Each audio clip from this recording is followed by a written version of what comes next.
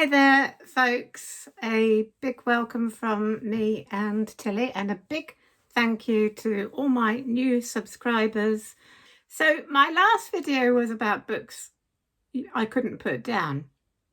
And thank you for everybody who's commented and given suggestions and watched that video right to the end. It means a lot to me.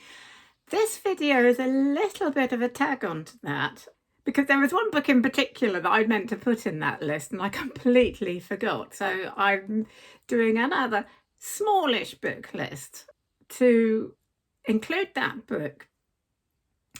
And I've called this Books That Have Surprised Me for one reason or another. They surprised me in the way that I'm amazed at how much I enjoyed them, but also some of them have very, very interesting and unpredictable endings. They also could be put into a list of unputdownable books as well. So this is a little bit of an extra from me to you.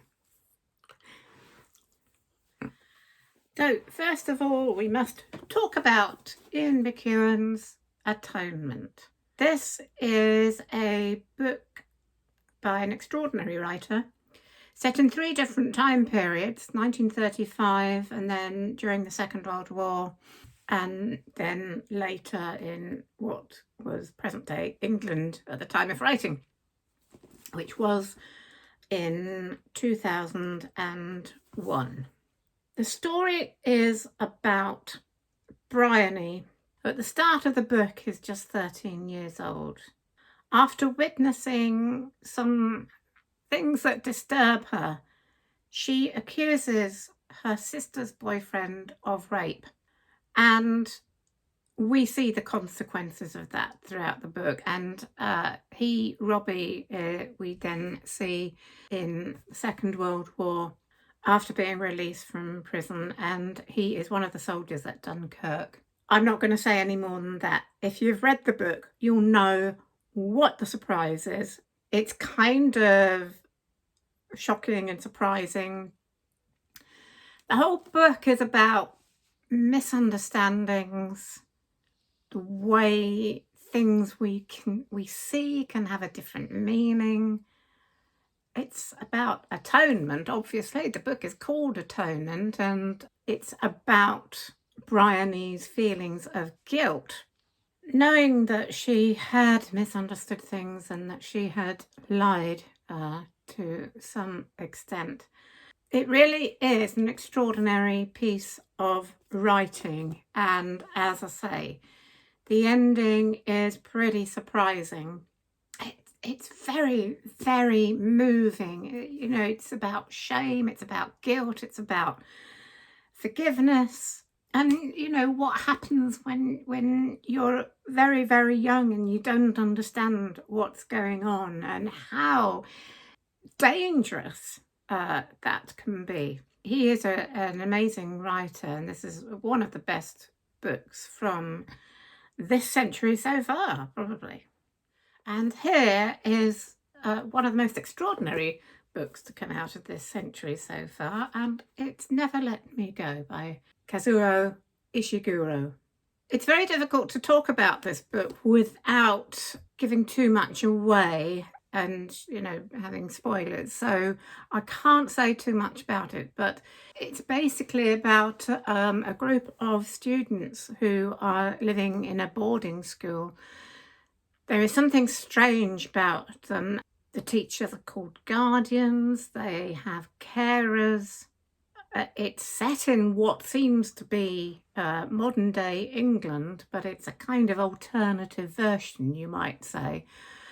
Something strange is going on, and when you find out, it is quite shocking, and it's very, very moving. It's also about friendship, about love. It's about human relationships within a world that is fragile. Maybe a good way of putting it without giving anything away. An extraordinary novel. I was entranced and heartbroken and shocked when I read this. It is such an original book.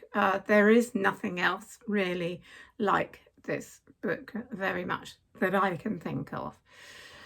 So there you go, a very interesting novel. Tea break. Now this next book was surprising to me, mainly because I wasn't expecting to enjoy it. A few years ago, I did an online course in science fiction and fantasy books, and this was on the reading list, and I looked at it, I thought, oh, this isn't going to be me at all, but it was on the list, so I read it. And this is why this is also the book that I meant to put onto my unputdownable list of books and forgot, probably because it is so unlike the books I usually read. It's called Little Brother. It's by Cory Doctorow. It's quite a thriller. It's basically about Marcus and a group of teenagers who are absolute whiz kids on the computer and internet. They are able to hack into their school's surveillance system. Basically, as far as I remember, they're just doing it for fun. They're not up to no good. This guy, Marcus, knows how things work, how the internet works, how his phone works, how his computer works. He can just outwit many computer systems. So the danger comes when there is a terrorist attack in San Francisco, and he and his friends just happen to be in the wrong place at the wrong time. They are taken away to a prison and interrogated, and this is where he realizes that he and his friends are basically in a police state, and the only way they can get out of this is to use his skills to break down the department's security system. Well, what a read! When I looked at the back of that novel, I don't want to read a book about internet security systems and hacking and American teenagers. It's so not me. And I couldn't put it down. I seriously couldn't put it down. And look, it's got a recommendation by Neil Gaiman. So that should have told me. But yeah, if you want a thrilling read, a surprisingly unputdownable, really enjoyable read, set within very 21st century themes and the problems of the modern day computer world, then yeah, this is really, really good. And of course, the title is a reference to George Orwell's 1984 and the surveillance system called Big Brother.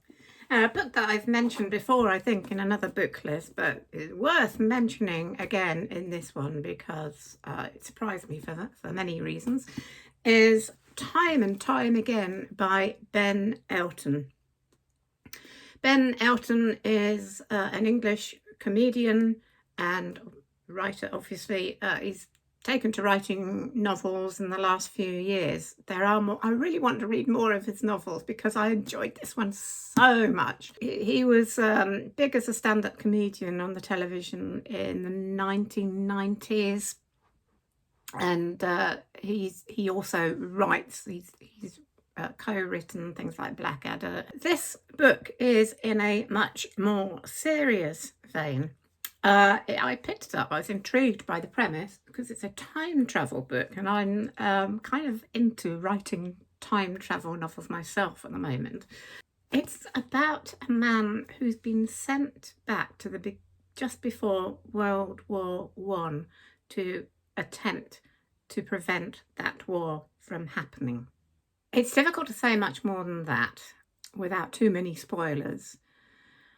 I was completely intrigued, and I was surprised. I've always found his comedy very, very highly witty and intelligent. But I was pleasantly surprised by his writing, which is very, very profound and deep and quite serious. And it's also has a twist. It's quite unpredictable and completely gripping, she said, gripping it tightly. Yeah, I really loved this book. If you like time travel, if you're intrigued by that type of time travel where somebody has to try and change history, and it's quite dark too. So if you like sort of dark subject matters, then you may well love this book. I absolutely did. So there you go. That's my list. If you haven't seen my list of unputdownable novels, it is just here somewhere. I've got a book review coming up, and so that'll be about next week, probably sometime. So thank you for watching, and I will see you again soon. Bye for now.